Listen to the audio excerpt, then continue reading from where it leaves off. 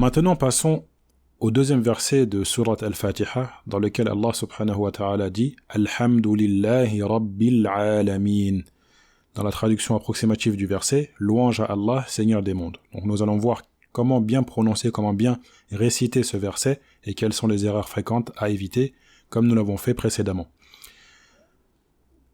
Alhamdulillahi Rabbil Alamin.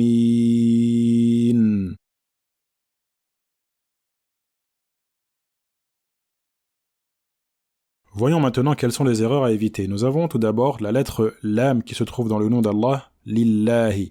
Donc ici, la lettre lam doit bien être prolongée même si on ne voit pas de alif de prolongation. Donc même si on ne voit pas de voyelle longue qui sert à prolonger le lam, qui devrait être ici, eh bien, il est quand même sous-entendu. Donc on prolonge le lam même si on ne voit pas la voyelle d'allongement. Donc on dit lillahi. Alhamdulillahi et non pas lillahi. On ne dit pas alhamdulillahi. Alhamdulillahi. D'accord? Donc c'est un prolongement de 2 temps. Donc c'est comme si on avait le temps de prononcer 2 fois l'âme. Donc lorsqu'on parle de temps, c'est le temps d'une lettre. C'est comme si on disait 2 fois l'âme. La. Donc lillahi. D'accord? Donc la prolongation équivaut au temps de 2 lettres. Ensuite, nous avons toujours la même remarque concernant le ha du nom d'Allah en fin de mot, donc ici qui porte une kasra. Donc il faut bien prononcer la lettre ha, il faut bien la mettre en évidence et il faut bien prononcer sa kasra. Il faut faire une kasra complète. Donc on n'avale pas le ha et on prononce une kasra complète et non pas un autre son. D'accord? Donc il faut bien dire lillahi rabbi et non pas lillahi rabbi. D'accord? Il ne faut pas avaler le ha. Et dans un autre temps, il faut bien faire une kasra complète. Donc la kasra, c'est le son i.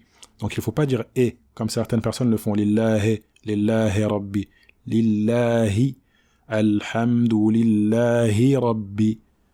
Ensuite, nous avons la lettre ayn qui se trouve dans le mot al-alamin. Ici, il faut bien prononcer la lettre ayn, car la lettre ayn est une lettre que l'on ne retrouve pas dans la langue française, donc qui peut être difficile à prononcer pour certaines personnes, mais il faut faire l'effort de bien la prononcer et de bien apprendre la manière dont on la prononce. Donc la lettre ayn passe par la gorge, c'est une lettre qui passe par la gorge. Donc ici, il faut bien la mettre en évidence, il ne faut pas l'avaler. Donc il ne faut pas dire Rabbil alamin, il faut bien prononcer le ayn, Rabbil alamin. Et ensuite, il faut bien prolonger le ayn, car nous avons sur le ayn un petit alif qui sert à prolonger la lettre, d'accord? Donc qui sert à la prolonger de 2 temps, d'accord? Donc on dit Rabbil alamin, Rabbil alamin.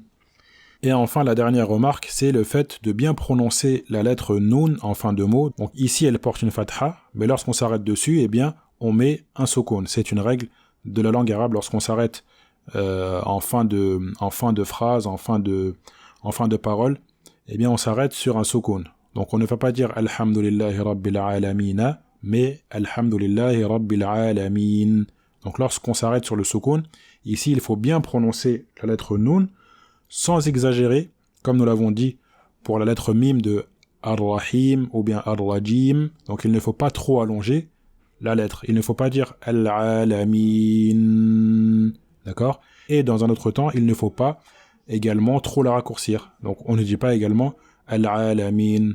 D'accord? Donc il faut qu'elle soit bien apparente, mais elle ne doit pas être trop prolongée. Donc sans exagération, dans le juste milieu. Al-Alamin. Al-Alamin.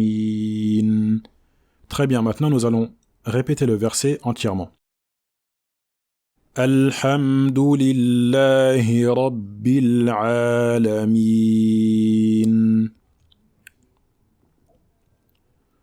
Donc voici la bonne prononciation de ce verset, Alhamdulillahi Rabbil Alamin, avec les erreurs fréquentes à éviter. Donc maintenant, vous pouvez vous exercer avec la vidéo que vous trouverez dans les ressources, donc dans les exercices vidéo, dans laquelle nous lisons chaque verset mot à mot afin d'apprendre la bonne prononciation de ces versets. Barakallahu fikum.